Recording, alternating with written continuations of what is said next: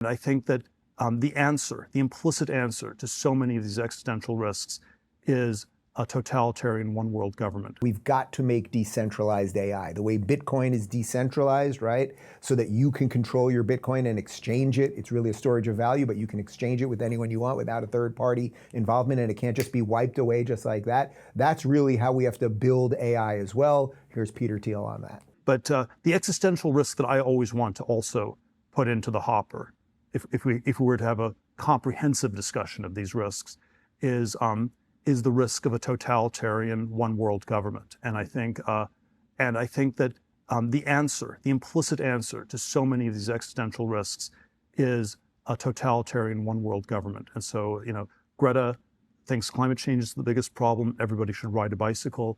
I would submit that the way you would actually do this would be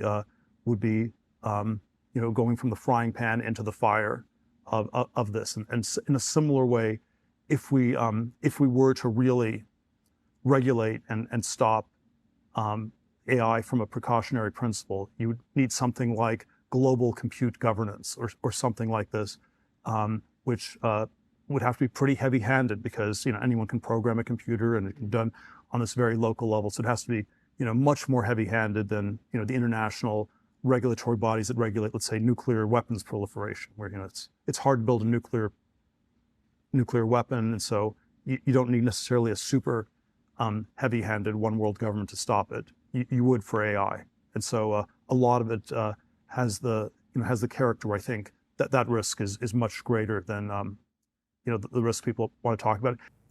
All right, so the simple version of what Peter's saying there is that what we are at risk of is that Skynet could turn on, right? What happened in Terminator? Skynet turns on, the machines turn against the people. The question really, as it pertains to what's going on with China, is will those machines be programmed and run out of China, and how respectful will they be to our ideas and what actually is true and everything else? Now again, I don't trust all of the people that are ushering in AI here. What have I said about the metaverse a million times? Like, do I want to follow Mark Zuckerberg and strap that thing on and drink bug soup in his metaverse? Not really. So I'm not saying these people, we don't have anything to worry about on the American side of this, but we can't let China beat us in this space race. And what he's basically saying in this modern space race, and what he's basically saying is you would need some decentralized version. Otherwise, whatever we get, whether it's Chinese or American, whatever becomes the ubiquitous version of AI that we're all using on all of our phones, will be controlled by someone in most likely a pretty bad way.